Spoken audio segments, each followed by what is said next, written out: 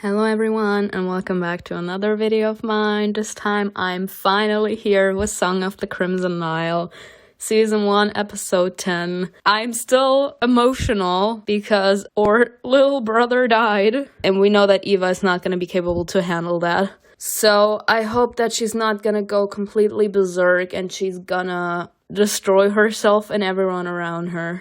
I read in the comments of my Heaven's Secret update that Eamon is gonna show some cuteness, so he better, because we need it right now more than ever. He better show that he feels our pain and that he's gonna shrink down on the accusations for now, because the real family that she had didn't treat her very well, so she didn't even see them as her family. But he was the only one that Eva considered family. So I really hope that I'm not gonna cry this episode, but let's see. Eva struggles to come to terms with what happened. She's determined to find out who's responsible, whatever the cost. Let's kill the person.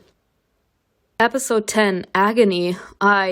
Warning, this episode includes the mention of suicidal feelings and substance abuse. Please read on with caution. Oh, don't worry, been there, done that. Let me stop. It's okay. Eva felt disoriented. Helplessness and horror knocked the air out of her lungs. Yeah, Remao. She couldn't take her eyes off him. Isman, finally. I didn't know the name, I'm so sorry. Not Isman being dead, he was the only family for her. Yeah, and you can actually see the tears because of her bright eyes. Jesus, this isn't real. This is just one of my terrible dreams. Isman, I'm actually sad. I liked Isman. He was literally always there for her. Taking a trembling step back, Eva almost fell to the ground, but strong hands grabbed her under her arms. Eamon? The Epistates was standing behind her. No, Eamon! I'm in my field, stop it! His gaze was also fixed on the body of her drowned friend. Eamon! Look at Eamon! Oh, he feels bad. He's in his feels as well. He better show some compassion. His touch was tender, delicate. He simply kept her on her feet. He didn't drag her away or reprimand her for being loud. He could feel her pain. We love Eamon! I love this! One of his hands rested on her shoulder. Eamon leaned over and said softly, "Ivitus, don't look." Oh, Eamon! It's too late, honey. Honey, it's too late. We already in the shock state. These cursed dreams. Eva jerked her arm away and pulled at her hair. She didn't hear him. Wake up! Wake up! Wake up! I know I'm dreaming! Eamon grabbed both of her hands, and when Eva tried to wriggle out, he hugged her tightly. Eamon! You know the sad thing about this situation right now? First of all, she's in denial.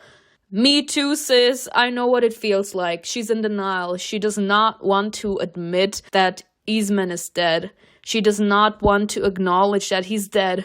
So she actually is trying to come up with so many reasons to why he could be just lying there lifeless. That hurts me so much because I was in that situation as well when my grandfather died. I literally had the feeling he was behind me all the time. I was in such a state of denial. I did not want to believe that he's dead.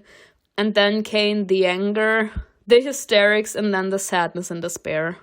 I am not ready for this. But the fact that Eamon is he's actually behaving like a boyfriend right now. He's not hating on Eva for literally wriggling out of his embrace and for wanting to be with Eastman. He's like, I understand, and he's hugging her, as in trying to make her release the pain, because right now she's trying to hold it in as much as she can. And what she's trying to hold back are the tears, because we know that Eva is insanely strong. She wants to always be strong. The fact that Eamon caused her to have some sort of emotional relapse when he threatened her. I mean, the scene was hot, But she had a relapse because apparently what Eamon said reminded her of something that happened to her in the past. So she had an emotional relapse. She went back in her steps of recovering. It went worse for her after her encounter with Eamon because something inside of her got triggered by Eamon's words. So she had a relapse and was already in a horrible mental state. Now her friend being dead as well, it's gonna be very difficult for Eva to continue showing that she's strong.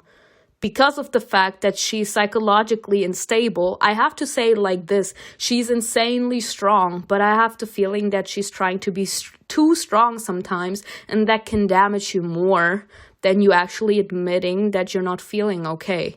She tried to be strong way too often, way too much, and now she can't be strong no more because her cup is already filled to the brim and it already started to come out.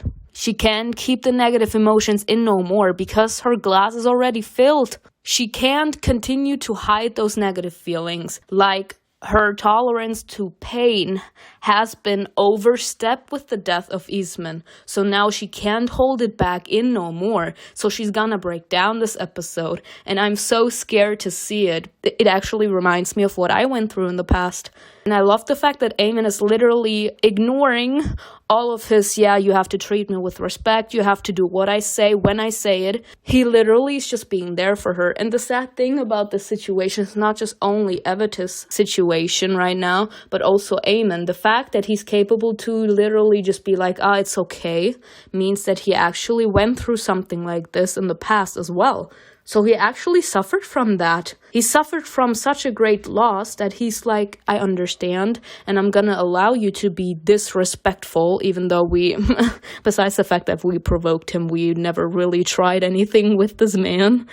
So that means that she actually suffered so off that it's literally like him just putting on a sad face because he knows what it can feel like, but it's not actually personally touching him anymore because he was confronted with so many deaths already.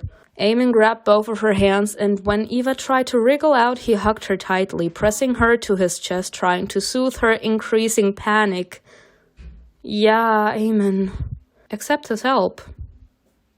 Eva tried to free herself from his arms at first, but it was as if her strength had been drained from her body. She felt as if she couldn't even stay on her feet anymore. The people around them looked at the body with horror, then turned their gaze to Eva. They seemed genuinely sorry. It's not of any use if you're sorry, girl. Like, my brother is dead. Poor child. Even the stern expression on the apostate's face showed compassion. Of course, he pretty much had been confronted with death so many times. Like, don't lie to me. Especially him being the apostate. He has been called to similar situations like these so many times. I don't know how this thing works with becoming the apostates, if it can be inherited or not. Meaning that you have to train and pass a lot of tests before you can get the apostate status. But if that situation is actually inherited, then it could be possible that he was confronted with his death because of his parents. Like, he actually saw his parents doing their work, and they saw a lot of deaths, or someone in his family got attacked because of the fact that he's so powerful, and so he was confronted with death so many times. So he feels, but he doesn't really show pain anymore because it has literally become normal to him, which is already sad itself. Eamon put one arm around her shoulders and his other hand on her hair, but only so that Eva couldn't look at Eastman. He told Titian, "She can't be left alone. Her grief may push her to throw herself into the river." Eamon. No need to be that dramatic. But, I mean, right now, knowing Eva, like I said, she would have that mental breakdown, and she has a lot of trauma inside of her, which got only amplified, or it came back to the surface because of Eamon's threats. It actually could be a possibility that she's like, no, this trauma is too much. I don't think that they have depression pills in that game, so I don't think that that's an option as well, so there's not much she can do. the trauma, then her anxiety, her panic attacks, they could actually lead her to want to commit suicide. So his reasons are valid. Should I take it away? If you touch me, I'm gonna scream. Eamon looked down at Eva. She was motionless. Oh, no, people, you all know how I feel about becoming numb. Numb is the worst moment, because that means that you're actually trying to process the pain, but the pain is too much for you, so you automatically shut down.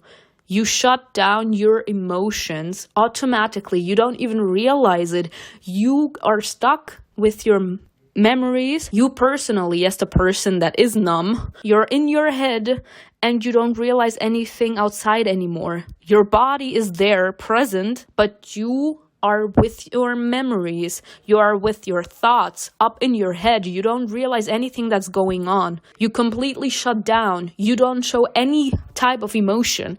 You're completely neutral. No one is capable to reach you because you personally are trying to understand the pain. You're trying to figure out why this pain is eating on you. It takes up to hours until you're finally present again in the present. Like, it takes time until you're out of your head. It takes time until you went out of your mind and are finally back in the present with the people around you. It actually takes time, and it pains me. It actually pains me that she has to go through that. It was gonna be obvious, like I knew that that's what's gonna happen, because she was already on edge because of the threats and the pressure in general. The pressure that they were in a campground of people that fully hated her species, knowing that she was hunted the entire time, that she always had to look out, that she wasn't gonna be a target, and now the only person that was capable to make her hold ground, as in her anchor, just died. So she's literally trying to figure out who she is without her anchor. She's lost in nothingness.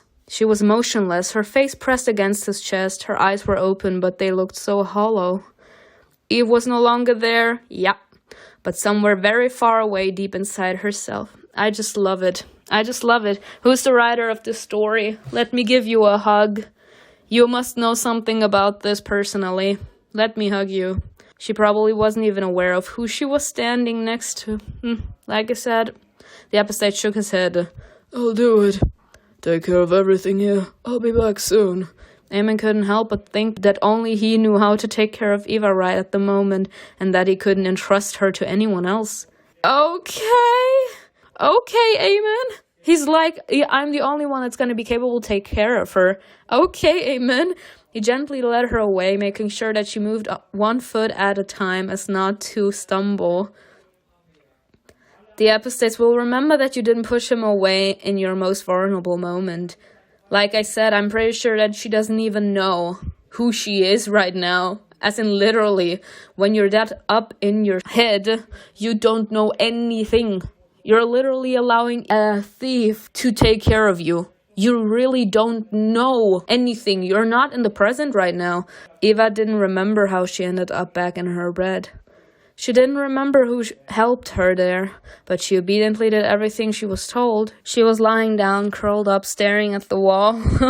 She left as if her soul had been ripped out of her body, turned inside out, and sprinkled with salt. She didn't notice that the epistates was sitting next to her on her bed. He ran his fingers through her hair, his movements hesitant, going through a quiet agony that he could neither describe nor show. He felt sorry for Eva and was worried about her. What if grief made her lose her mind? We all be in the known. Oh, Eamon.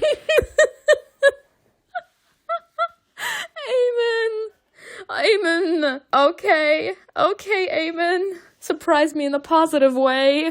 He removed his proud attitude just to be there for her. That's love, bitches. That's love. He was like, she needs me now.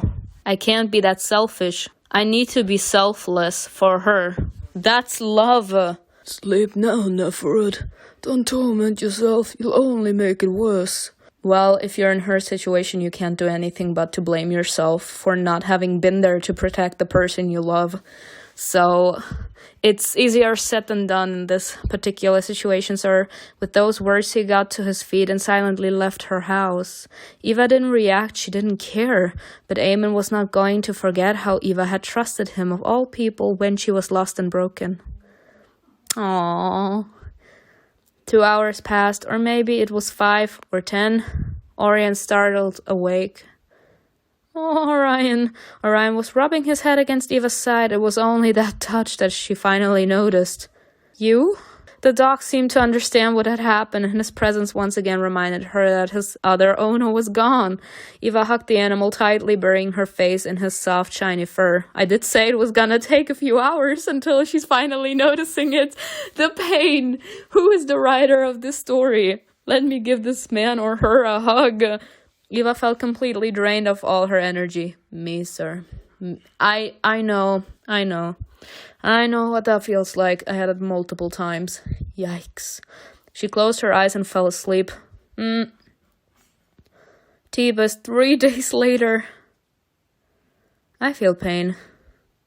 Time passed. The pinky sky turned bright blue. Then it bled into peach and purples, eventually darkening into a deep dark blue.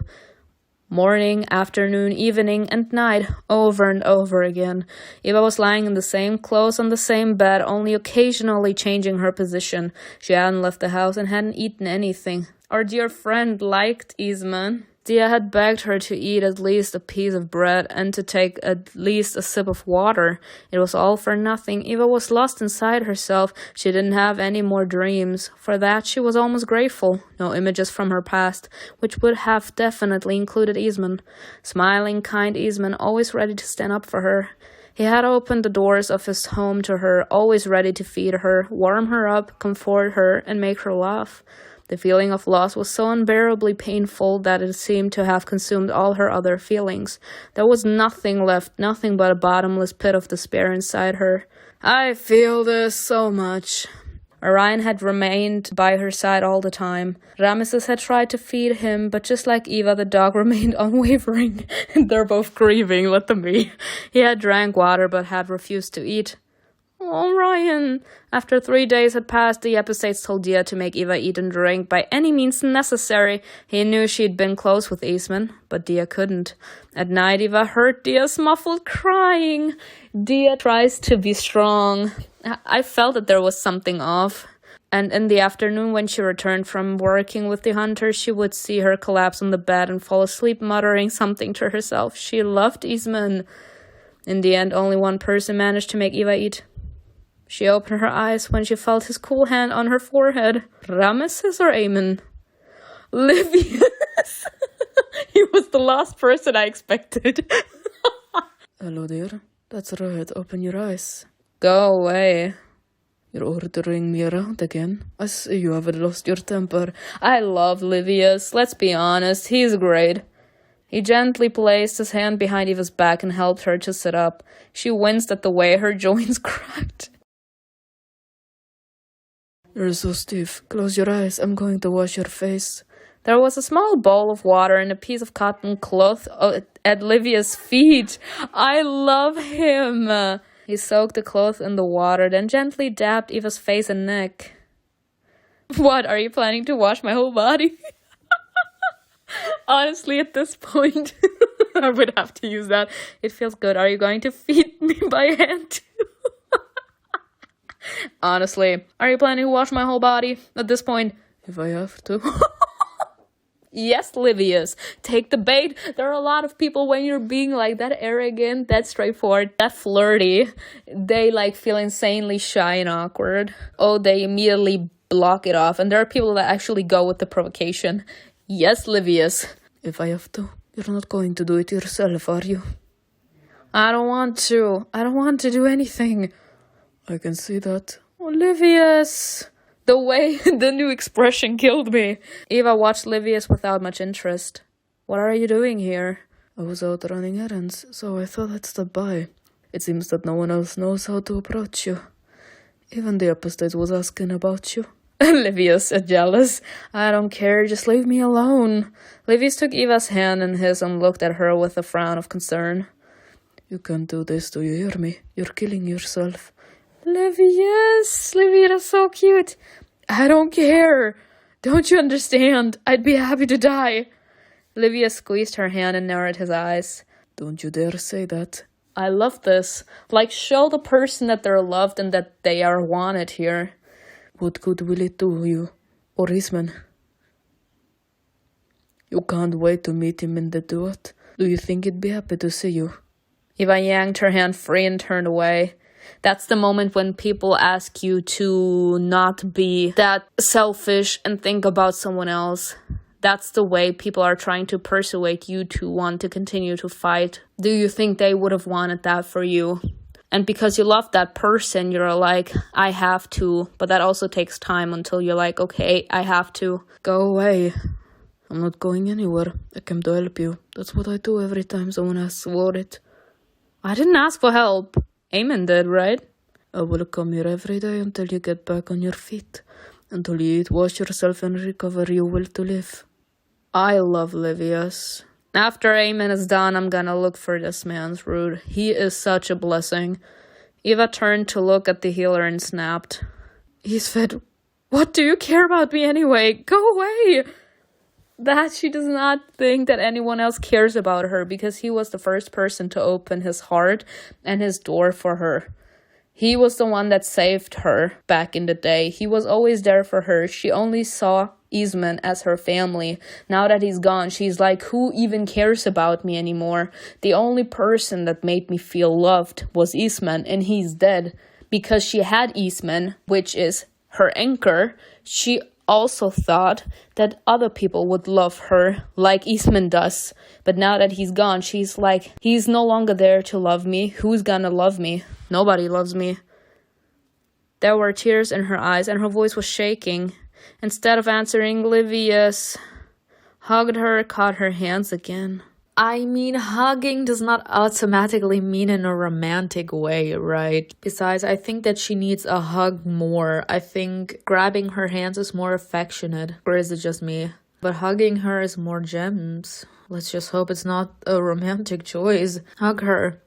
He suddenly held her against his chest. He didn't say a word, no apologies, no attempts to comfort her. He knew it was all useless. He knew that all her harsh words were hidden a plea for help. If he didn't help her, she was going to let herself die. She's letting herself go, and I did say that that was gonna be an option. She lost her will to live, and until the wound is still fresh, it's gonna be very difficult to convince her to want to start living again. I always thought that I had already eaten, so I never really craved for food. I only realized that I didn't eat when my mom put something to eat on my table and she was like, eat or I'm gonna make you. Like, I didn't realize that I wasn't eating. And I have the feeling that she's that up in her head, that oblivious to everything that's going on around her, that much drowning in her pain and despair that she's not even realizing that that's all she's doing. She's not realizing that she's not eating or sleeping. She's that much up in her head that she lost sight of who she is and where she is. She's literally lost somewhere in her thoughts.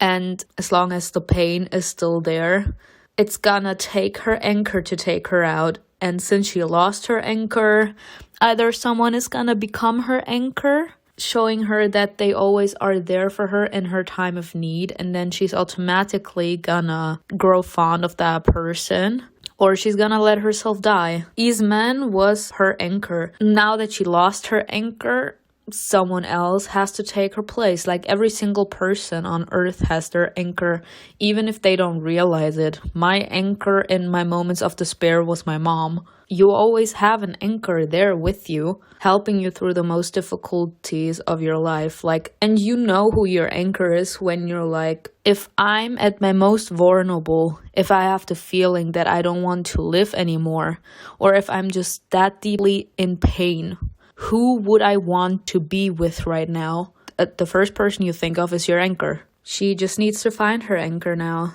If he didn't help her, she was going to let herself die. Livius put Eva's head on his shoulder and whispered softly, "You're not alone, do you hear me? I'm grieving too. And so is everyone who knew him, Eva. I lost my apprentice, but you lost your brother." Yeah, Don't hide your grief. Let it be free. Cry. Don't suffer alone. I love Livius. It's hard for Livius to watch you suffer. He can't ignore it. Oh. People, I'm still playing apparently. Eva couldn't hold back anymore. She hid her face in the fabric covering Livia's shoulder and broke down in silent tears. He remained silent and wrapped his arms around her, waiting for her to let it all out until nothing of it remained but a damp spot on his clothes. In any other situation, Eva would have felt embarrassed, but she couldn't control herself at that moment. She literally does not know where she is no more. She is that lost. When you arrive at that moment of pain, you don't actually care about pride no more. You don't even know what pride is. You're just that immersed in your own feelings that you don't care about the boundaries you used to stood by. If earlier someone would have insulted you, you would have jumped at him and punched him. Now you're just gonna ignore what they say. Literally, you don't realize anything but your own pain. Livia, so attentive and kind when she needed it the most, broke down her every wall. He didn't let her be rude to him. He wasn't bothered when she tried to push him away. At some point, his mischievous grin suddenly turned into a smile of compassion as he performed the duty assigned to him by the gods. Livius didn't just heal people's bodies, he knew how to heal their hearts. Oh, I'm sorry I can't. That was a nice comparison. Even the introverted Eva eventually agreed to let him into her world as he surrounded her with his warmth. This won't last. He's here now, but he'll leave, like everyone else. Like Eastman. She does not believe that someone thinks that she's worth staying for. This hurts to me. She closed her eyes, trying not to think about it. Eastman told me about your childhood. Livius began caressing Eva's back, rocking her gently. About how he stood up for you when you fought with the local boys, how you all became friends later and caused mischief in your neighborhood on the outskirts of the city. That's how it was, yes. Her lips curled into a sad smile full of nostalgia. I must admit, it made me laugh for some reason. I pictured it so vividly. Eva kept her head on his shoulder. She didn't want Livius to see her choking on tears again. Really? Oh. A bunch of angry boys didn't break you. You could have done what they wanted, but instead you remained true to yourself. You always do. Even now when the one putting pressure on you isn't some street boy, but the supreme epistate himself. Livius knows all the tea. He knows all the tea. Oh my god, hold on. I think I said last time that I think that Livius knows who we truly are. You're a resilient one. You fight for what you believe in against all odds. She buried her face in Livia's neck. Eva didn't agree with his words. Sure, she could fight anything but Eastman's death. No, she couldn't do that. She was going to break. I can clearly see it in you, and I'm a very good judge of character. What else did he tell you? Livia smiled. The skin on his shoulder was wet with her tears, but the healer tactfully didn't comment about it. He began recounting various stories his former apprentice had entertained him with, and Eva listened, absorbing every word. But she was too exhausted, so she soon felt weak and began falling asleep. Livius gently laid her back down and then left her house quietly. Eva peacefully fell asleep. I actually just love the fact that Livius told her that he's not stupid in general. I'm not the only person that immediately realized that it was a threat. Eamon was threatening her in the tent back then. When she woke up, she thought about Livia's words again. She had no energy left after crying anyway. She remembered everything that had happened up to that moment. Her vision at dawn, the screams, the shore, the body. It was all very strange. The day before, in her unwelcome dream, Eva felt like she was choking on something. An hour later, she had found the body of her drowned friend. It couldn't be a coincidence.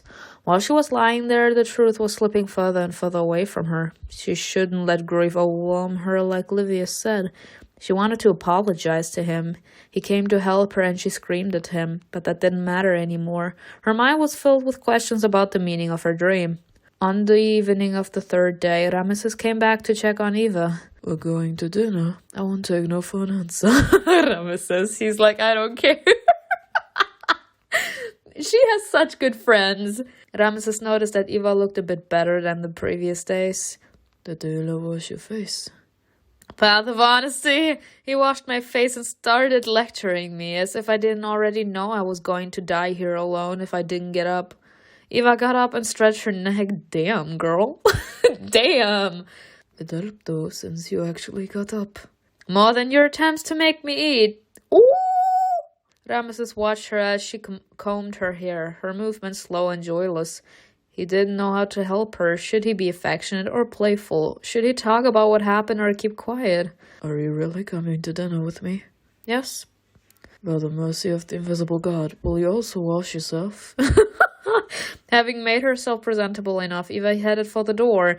Passing by Ramesses, she said coldly, "The gods are never merciful." Ooh! Yeah, because they're like, yeah, he died. Not merciful on me. They weren't merciful on my heart. Ramesses had no choice but to follow her. She is bitter. Eva sat down at the table and the room went silent. People tried not to look in her direction, but they couldn't help it. She could feel those prickly stares on her back. The episode's gaze was the most intense. Eamon noted with satisfaction that Eva took a bowl of food and poured some water from a jug. Eamon! I can't. I'm sorry. I'm leaving. Remao and Dia were sitting next to her. Oh, wow, Dia. She loved him. It finally came out. There were dark shadows under her eyes, and her cheekbones stood out sharply on her once rosy round face. Eva was not alone in her grief. Again, Livius was right. I can't shut myself up forever. Don't eat too much or you'll die. Even her mentor was showing concern in his own way, but then he added in his usual style, I hope you haven't forgotten what we have planned. If he says one word about the commission, I'll dip his face in the soup. As if hearing her thoughts, Remo pushed his plate away and leaned forward a little. His voice dropped to a whisper. You have a commission to fulfill, Eva. It has to be dealt with. I don't care about it. I wouldn't care if the whole world went up in flames. You have someone who can handle it skillfully. Why do you need me? So you've changed your mind about finishing your training. Wow, his face. You don't want my help anymore. Eva remained silent. Take all your commissions and go to Eastfit. Ooh, were the words that were ready to roll off her tongue. Like I said, she does not care. She only cares about vengeance. That's the only thing she has in her mind right now. But she couldn't say that because she knew there were no torture that could make her give up. The first days after the loss of Eastman, she thought that was the worst pain imaginable. But the longer Eva stared at the ceiling, exhausted and lost, the more she realized that she couldn't live like that. Eastman wouldn't have wanted her to have such a fate. I did say that. When people are grieving, people that want to help them, tell them, do you think that they would have wanted that for you? And while you're choking on tears, you don't actually care about anything but your own pain. But as soon as the pain starts to subside, you are finally realizing and you're doing it for them because you loved them. She was someone who always fought to the end, so she was going to fight in any way she could, and she didn't have many options. The mentor noticed a shade of doubt on her face and immediately added, Death always follows on the heels of a shishmu. You'll be closer to it than with any of your friends. It's time you get used to it. Remao got up from the table and left without even clearing up his plate, leaving the task to his younger brother. Who would have thought he was so caring? His concern is touching. He's not interested in helping me. His concern is touching. He's like a father caring about his daughter. I'm so lucky to have him, right? He could have given up on you, but he didn't. And that has nothing to do with the fact that he gets a share from the money we earn. Eva smiled for the first time in a while, but that smile came out crooked, evil. You're looking at it wrong. Think about what good it will do you, not about his motives. He doesn't have to do anything else. Eva leaned back in her chair and stared thoughtfully at her plate. He doesn't have to. You're right. I don't know how to do this job. All I can think about is... Then let the matter rest. If it's of any consolation, the hunters are investigating the incident. Livius came to examine the body. The body? She sat up straight so quickly that she almost lost her balance and fell backward. Hush, you want to hear anything good? Tell me. I don't know much, but they say that he drowned himself. I have to go. Dia! They're all suffering. Dia got up from the table, covering her mouth, and walked away. Tears glistened on her thick eyelashes. Some people looked at her confused. Eva shook her head. No, it can't be. I know for sure. It was someone else's doing. The famous healer won't agree with you. Is Livius here? He's on the West Bank helping the sick. He should be back tomorrow morning. Eva silently got up and went home. Ramesses found himself alone among the abandoned bowls. Yeah, Ramesses. Eva left. She didn't go straight home, hiding in the shadows.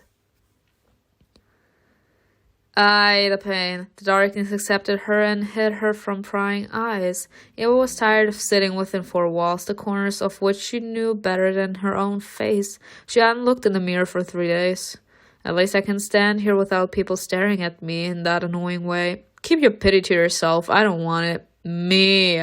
The worst thing here, a lot of people confuse pity with compassion. We know that Livius felt compassion for us, and I know for a fact that Eamon felt compassion too. A lot of people, as soon as you feeling bad or anything, they come up to you and try to help you feel better just because they pity you, not because they actually feel compassion, not because they actually care. As she got close to her house, the last person she expected to see was waiting for her there. Eamon! Eamon! Eamon immediately got up when he saw that we left. He's like, where do you think you're going? You didn't eat much. Are you feeling better?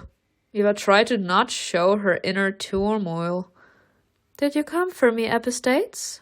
Loitering is your specialty. I was have a purpose. I came to see you. His eyebrow. How did he manage to get it first? Is there a shortcut? Eva put her hands on her hips. Just don't make me right. I used to do a mediocre job as it was, but now it will be even worse.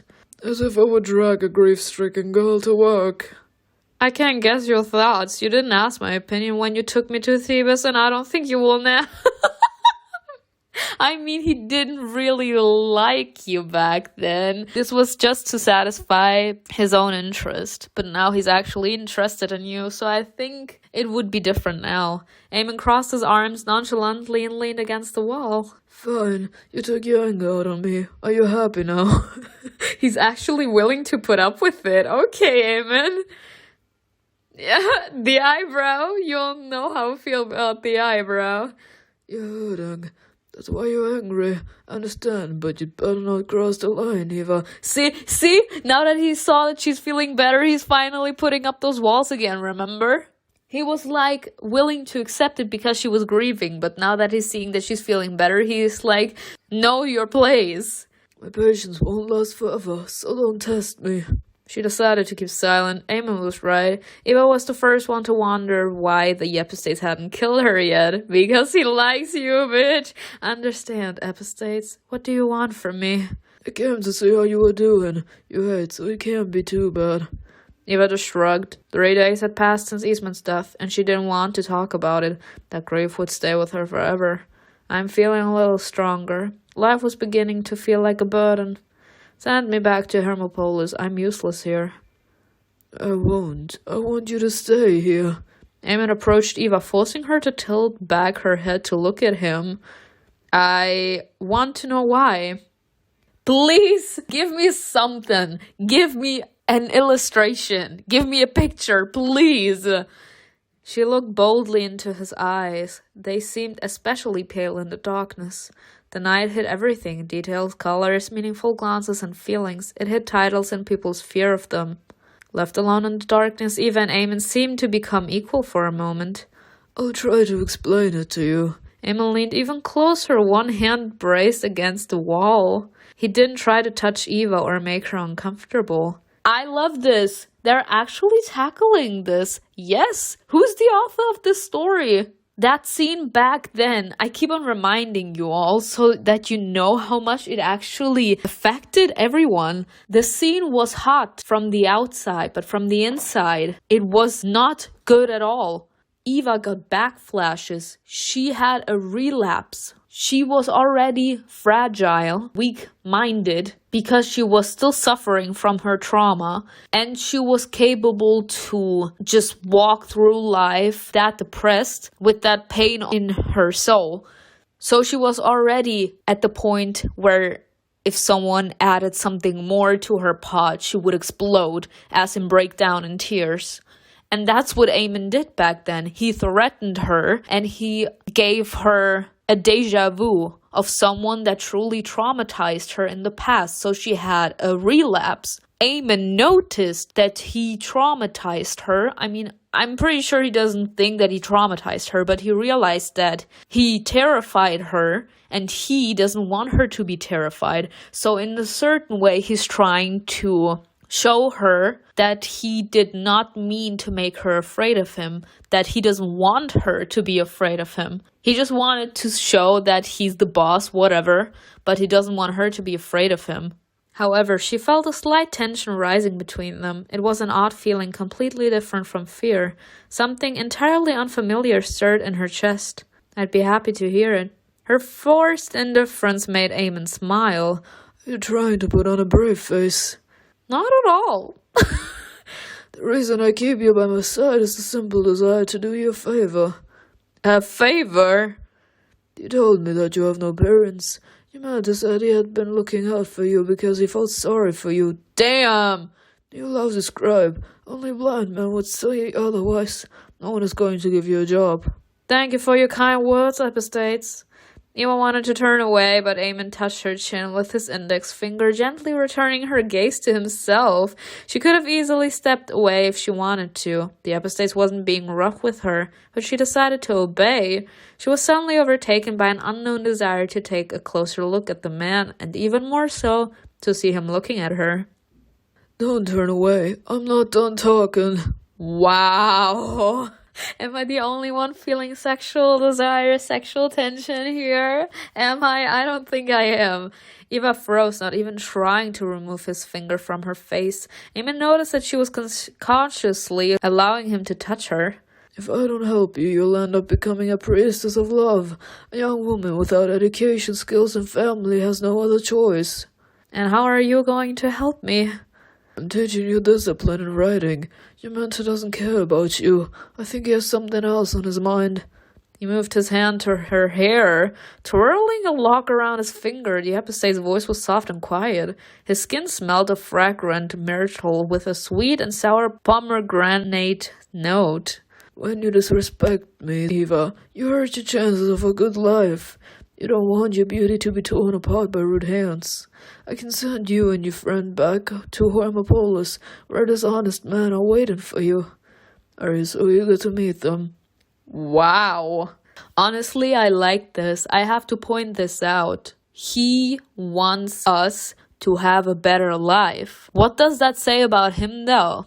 What good of a person is he? He actually was like, you can go home, but you have no other choice but to do one of the lowest jobs there is because you have no education. He doesn't know that we're a Shejmu. So he's like, you have no other choice but to become one of the priestesses of love. As in, you have no other choice but to comply with every horrible man's desire. Just a roof over your head.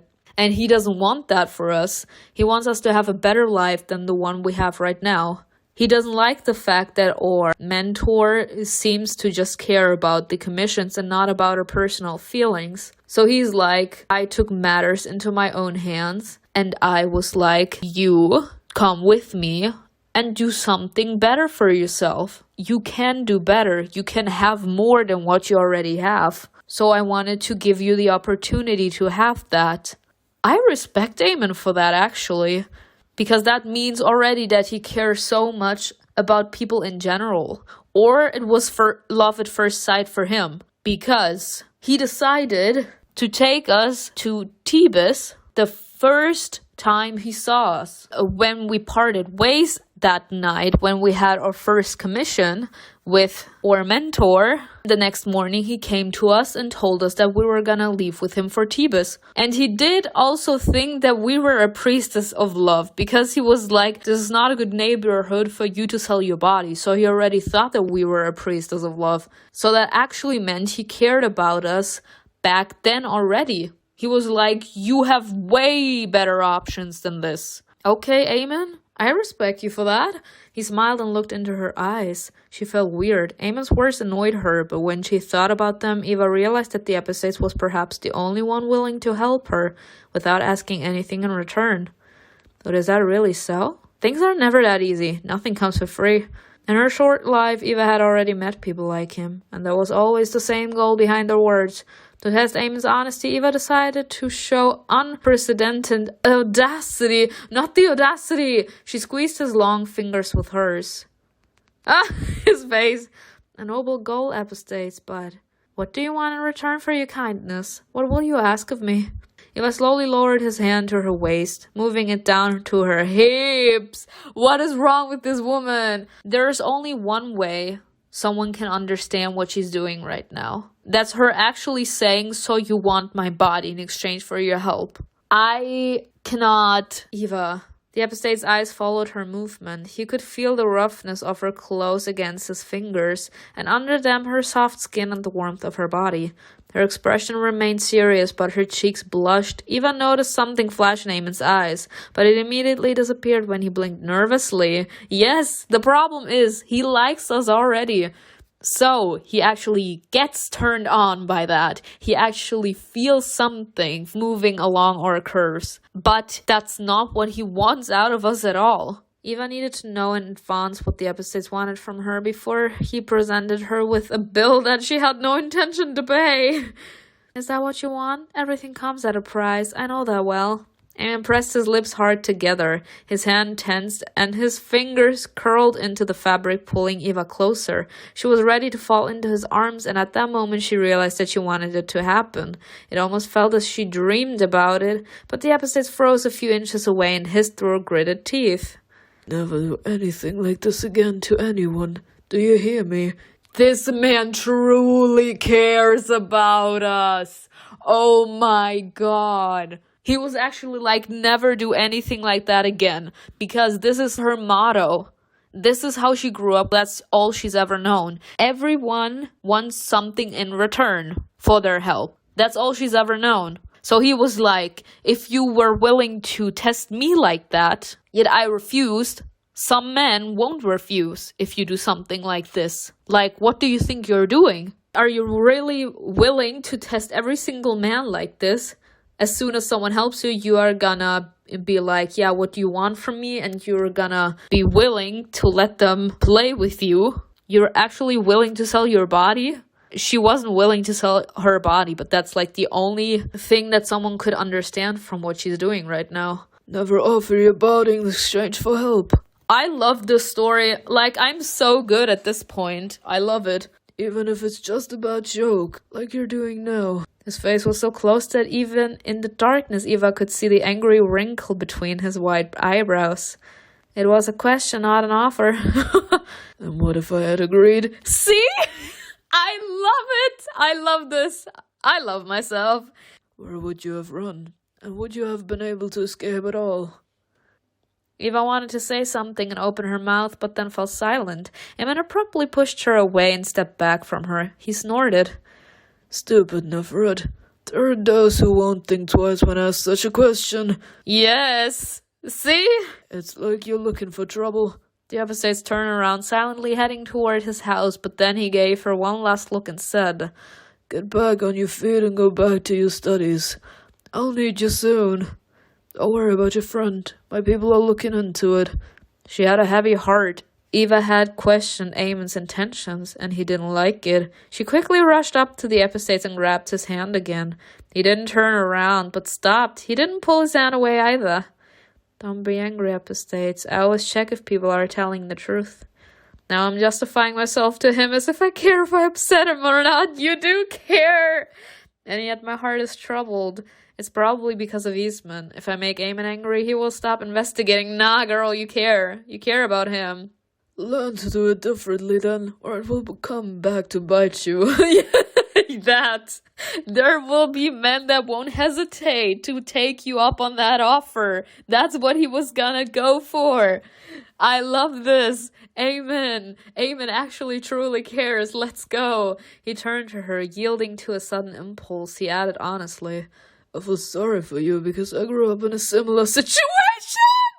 People, I'm a queen. I'm so good. I literally said that the first second when I started to play this episode. I am so good. If a kind person hadn't crossed my path, I would have suffered an unavoidable fate. That's why I'm looking out for you, no more than less. No, that's a lie. With that, Eamon left. The episode's mind is filled with thoughts of you. There was probably something more behind his words. Of course, he is worried about us. Eva stood there watching him for another minute. She put her hands on her hips. So proud, huh? She mentally cursed at him as she walked home. When she went inside, Dia was already in bed. She must have cried herself to sleep after she ran off from dinner. Eva thought that probably in a week or two everything was going to return to normal, as if Eastman's had never been a part of their world. The gods took you away, but wherever you are now, you'll live in my memory, as long as I'm alive. Eva gathered her last strength to take off her clothes and collapsed on the bed. On the one hand, she felt guilty. How dare she eat, breathe, exist when Eastman could no longer do so? On the other hand, she knew he would have wanted her to live on. Those thoughts felt heavy upon her heart. Eva closed her eyes, wishing she could fall asleep and forget. That's not gonna be some... Oh, wow. Not again a memory.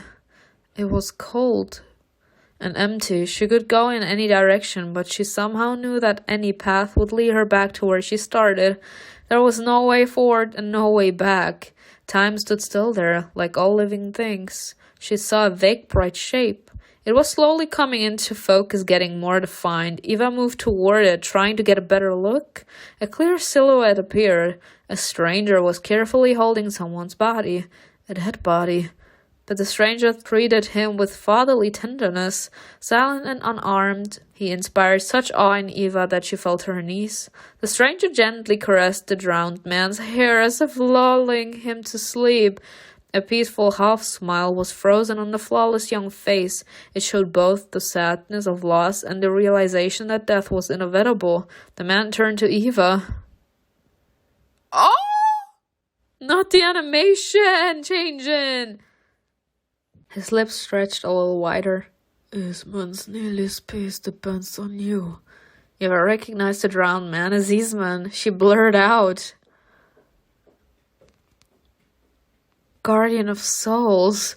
Eva sat bolt upright in bed. She covered her mouth with her hands, realizing what she'd just said in her dream. Isvet. Ismandes Nili. The stranger said Eastman's full name, including his second secret name known only to his mother and Eva. Guardian of souls. There was only one guardian in their world, the ruler of the realm of the dead. I bet my life I dreamed of Anubis. Oh god, again. And why in human form? Why was he holding Eastman? Her thoughts were interrupted by quiet sobs. Orion reacted instantly, raising his head and staring into the darkness. It's Dia. Is she crying again? I'm devastated too, but even I have no tears left. Eva heard a quiet plea. Come to my dreams. Please, I'm begging you. She's taking Iboga secretly. A perfect opportunity to question her. She's doing it even after Eastman's death. I might find a grain of truth among her ravings. What was she doing out at dawn? How did she find the body? Eva threw off her sheet and went to Dia's bed. Tell me something, girl. Her foot struck something hard and she cursed. Ouch! She crouched to take a closer look. An empty bottle of Iboga. Dia was huddled in the corner, clutching at her tousled hair. She looks scary. Her pupils are taking up almost all of her eyes. It's creepy. Eva gently took her by her shoulders and whispered, Dia? Eva? Can you see me? Hear me? Frowning, Dia brought her shaking hands to her face and started crying even harder. I can't think straight. I took everything I had. Everything? All of the iboga? You know, I'm not stupid, girl. She looked up, her face distorted by a grimace of horror. Her curly hair was tangled and Dia's eyes were so wild that it became clear. Her consciousness had left her body, forcing her to wander in the company of her worst fears and fantasies. How could I not know? I figured it out a long time ago. Why are you doing this? I can't say anything. I can't see anymore. I wanted to forget, meet him in a dream. Do you take iboga to dream about Eastman? I can't live without him, but this poison doesn't help anymore. No, girl, you're addicted. More, I need more. Dia roughly grabbed Eva's wrist. Bring me more iboga. Remao has some, I beg you. Eva jerked her hand away and hissed, stop it, you're making a fool of yourself. Go ask the epistates for some iboga, he'll decorate or hate with your head. And the heads of the people you're putting at risk with your screams. Are you insane? I can't live without him. Do you hear me? I can't. She is a lost cause. Her last glimmer of sanity is gone. I'm sorry, it's the way she's just so blunt. Me, though. Dia suddenly smiled. Her eyes flashed purple. What if I get into my own dream? Maybe he's there? Hey, what are you doing? You lost your mind. No healer will be able to help you. Invisible God, she's trying to get into her own head. No one can recover from something like that. As if a healer embabbled themselves and wrapped themselves in linen before a burial. If I don't stop her, I won't find out anything. Stop, Dia! Like, what are you doing, girl? Eva grabbed Dia's shoulder and shook her. Stop it, that's enough. No, it's not enough. Eva swung and gave her a ringing slap in the face. Period. Ow! Don't you dare get into your mind. Do you understand? Dia pressed her hand to her face, reddened from the blow, but her eyes were still clouded. It hurts. You'll go insane if you try that again. Why do I need my mind if all men leave me? I mean, it's not his fault he was killed. My father, Sam, and Eastman. What have I got to live for when all those I love leave me? What? Eastman asked for the schedule, but I gave it to another. He was caught by the hunters and they executed him. What are you talking about? She had dropped her head on her knees. Apparently she was beginning to sober up. The hunters' rounds. We stole the schedule to be able to meet behind the settlement. I didn't know he needed it that night. It's all because of the flower. A flower? A schedule? Execution? She's definitely had too much iboga. Honestly, I have the feeling that I understand what she's talking about. Eastman wanted to see that special flower that only blooms once and it's supposed to turn the water of the river red.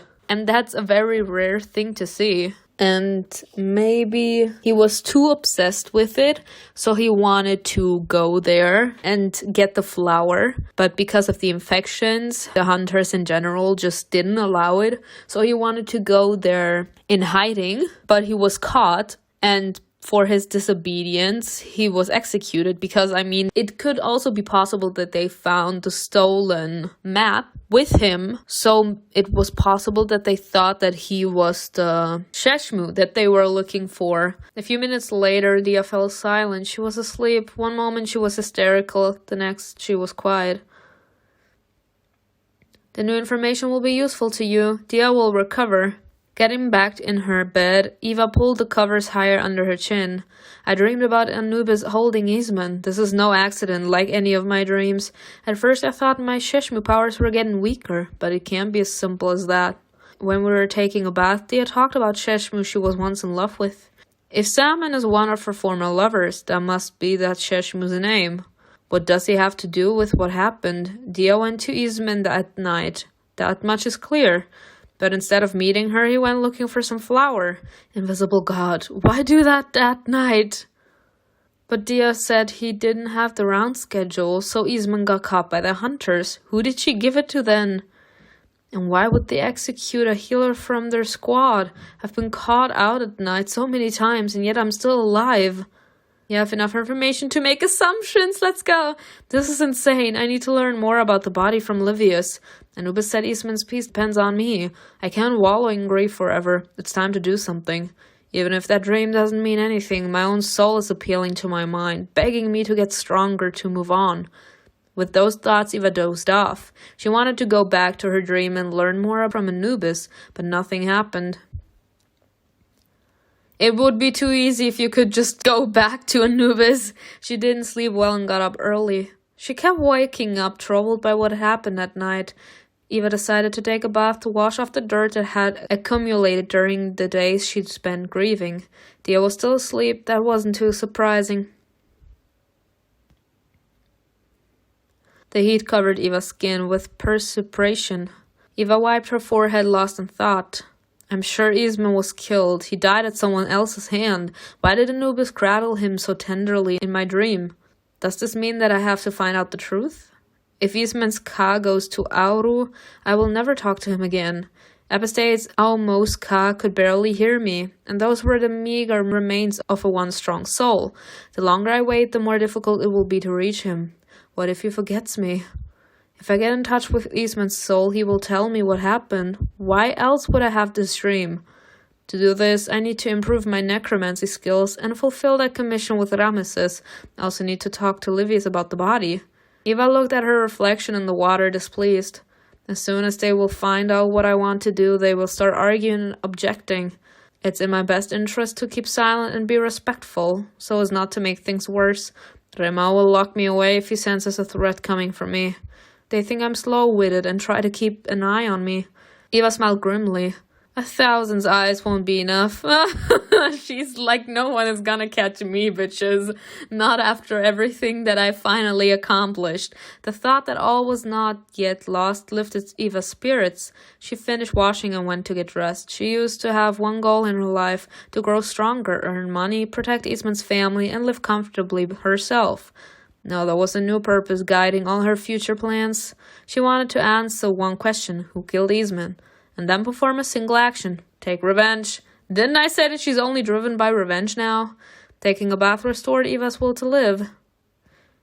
Dawn. Okay. Oh my god.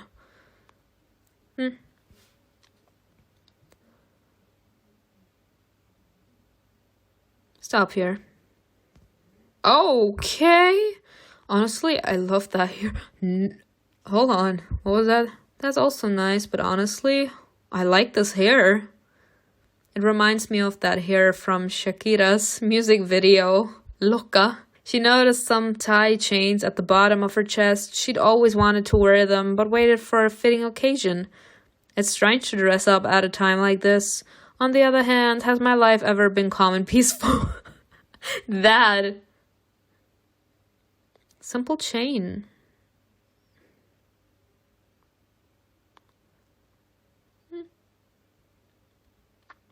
Stop here. Eva was about to go eat breakfast. She turned to look at Dia, who was still fast asleep. Her curls were spread across the pillow, and her sheets were tangled, soaked with sweat and tears. A crumbled edge of papyrus was sticking out from under her pillow. What's that papyrus doing there? Eva pulled it out, not worrying about disturbing her friend. If she opened her eyes, Eva would tell her all she thought of her. Set must have possessed her the previous night. Unrolling the scroll, Eva's mouth opened in surprise. The hunter's round schedule. Names, places, and times. Did Dia steal this from the hunters? But how? They must have noticed it was missing, which added to their suspicions. But it's all useful thing to have. It will only harm Dia, but what about me? You know what? Keep the schedule. We're stealing everything. It will be useful to me, of course. Eva folded the schedule and hid it in her clothes. If our client lives in Thebes, we'll have to go there at night, and it'd be great not to run into the hunters along the way. But how did Dia manage to steal it? Alright, if she notices it's missing, I'll ask her directly. Eva squinted at her friend's bed. Now you have to schedule off the hunter's rounds. This will give you an advantage. She put it under her pillow. Has she lost her mind? What if someone came in and saw what she was hiding? She's causing so much trouble. Have the hunters realized it's missing yet? If so, it couldn't be without consequences. I bet new trouble awaits us. Eva was distraught. Nevertheless, she still went to breakfast. Orion also got up and left the house. He went hunting. The dog kept close to his owner. Once Eva gained strength, he also did. Love this. The sun was beating down. The residents were talking to each other, going about their day. The weaver was carrying rolls of flax when the overseer, the Omada, caught up to her. I knew you'd be back. Don't start. I'm just surprised that such a handsome and educated man is talking to an illiterate weaver. Your words, not mine. Still, they're fighting still over that. Youth, sunshine of my life. No. You've changed your tune. Life went on. It didn't stop on the banks of the Nile that day. It only happened to Eva. The residents soon noticed her. They gave her a few sympathetic glances. Part of the settlement had been buzzing about the poor orphan who lost the last member of her family. No one really cared whether they were actually brother and sister. It was enough that they came together and were inseparable. Someone's hand rested on her shoulder, making her turn around. Huh? Ooh! Okay, Ramesses. That's a nice outfit. Good morning, getting better on your feet. You're exactly the person I need. Eva caught Ramesses' fingers and squeezed them. I've been looking for you. For me? She stepped close and lowered her voice. Ramel's offer. I want to do that as soon as possible. Let's go. She said she's ready for the kill, and I'm actually so ready to see it. I am shocked about this episode, but honestly, I love to see the different ways mental health can take. I actually love this because I feel a lot of movies in general or games just don't talk about how trauma or horrible experiences, being threatened, being ambushed, being mistreated at work, at school, or being mistreated by your friends, been given the feeling that you're useless, that nobody cares about you, what that actually does to you. I love that this is being tackled here in this game. The first episode back was already insane, but I hope you enjoyed it as well. Tell me in the comments below what you think was best, and I will see you in another video. Bye!